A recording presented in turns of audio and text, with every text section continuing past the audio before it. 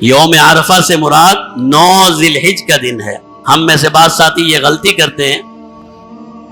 کہ ہمارے اور سعودیہ میں فرق ہے،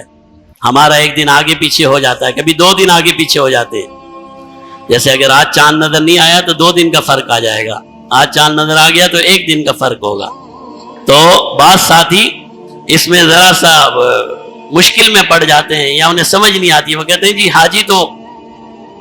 اب مثال کے طور پر حاجی تو 15 تاریخ کو جمع ہوں گے اور ہمارے دن عرفہ کا دن 16 تاریخ کو ہوگا، تو ہم وہ والا رکھیں یا یہ والا رکھیں؟ یہ بالکل اسی طرح جس طرح رمضان ہے، جس طرح عید ہے۔ عید ہماری اپنی ہوتی ہے نا، آپ سعودیہ کے ساتھ تو عید نہیں کرتے، آپ سعودیہ کے ساتھ تو رمضان شروع نہیں کرتے، آپ اپنا چاند دیکھ کر شروع کرتے ہیں۔ اسی طرح یوم عرفہ بھی ہمارا ہے، ہمارا 9 ذی الحج کا جو دن ہے وہ عرفہ کا دن ہے، چاہے وہ سعودیہ میں 10 ذی الحج ہو، چاہے وہ 11 ذی الحج ہو، ہم اپنے چاند کے اعتبار سے چلیں گے۔ تو فرمایا یوم عرفہ کا دن یہ وہ دن ہے جب اللہ کثرت سے مسلمانوں کو معاف فرما دیتے ہیں، کثرت سے مسلمانوں کی توبہ قبول فرما لیتے ہیں۔ تو مطلب یہ ہوا کہ اس دن میں ہمیں اللہ سے توبہ اور استغفار کرنی چاہیے، اللہ سے معافی اور تلافی۔ ویسے تو ان 10 دن کے اندر ہمیں زیادہ سے زیادہ عبادت میں وقت گزارنا چاہیے۔ بعض علماء نے فرمایا کہ بالکل اسی طرح ان دنوں میں عبادت کی کوشش کرنی چاہیے جس طرح ہم رمضان المبارک میں عبادت کی کوشش کرتے ہیں، جس طرح ہم رمضان المبارک میں کوشش یہ کرتے ہیں کہ ہم سے کوئی گناہ نہ ہو، ہم سے کوئی خطا نہ ہو، ہم سے کوئی غلطی نہ ہو، اسی طرح ہمیں یہ کوشش کرنی چاہیے کہ ان ایام میں بھی اللہ کی نافرمانی سے حتی الامکان بچیں اور زیادہ سے زیادہ اپنے وقت کو عبادت اور اطاعت میں گزاریں، اور زیادہ سے زیادہ ان ایام میں روزے رکھنے کی کوشش کریں۔ خصوصاً اپنی خواتین کو یہ بتانے کی ضرورت ہے کہ اگر ان کے روزے رہ گئے، اور رہ جاتے ہیں خواتین کے روزے، رمضان کے روزے اگر رہ گئے اور انہوں نے ابھی تک قضا نہیں کیے، تو سب سے بہتر یہ دن ہے۔ آپ بھی روزے رکھیے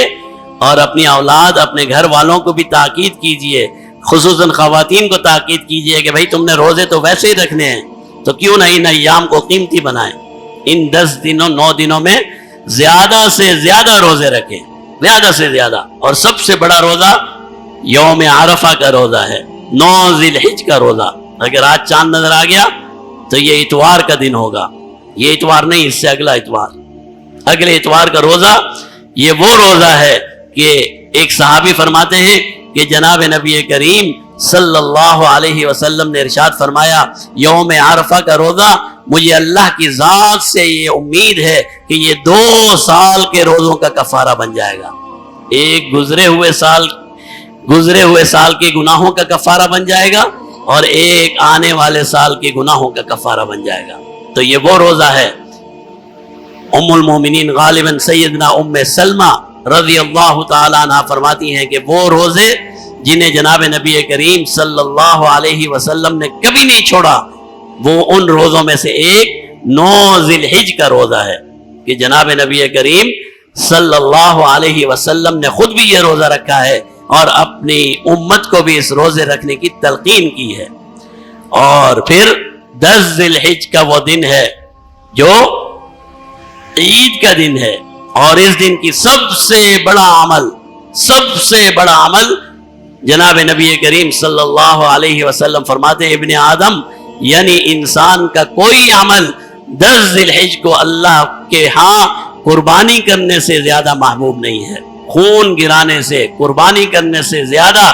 اللہ کو کوئی چیز 10 ذی الحج میں محبوب نہیں ہے۔ ہر وہ انسان جس کے اوپر زکوٰۃ واجب ہوتی ہو، پھر چاہے سال گزرا ہو یا نہ گزرا ہو، اتنا مال اس کے پاس ہو، اسے قربانی کرنی چاہیے۔ یہ قربانی ایک بہت عظیم عمل ہے۔ تو یہ ہیں وہ ایام، یہ ہیں وہ دن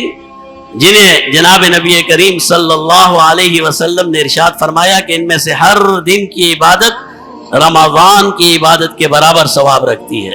تو ہمیں ہر دن کا روزہ رمضان کے روزے کے برابر،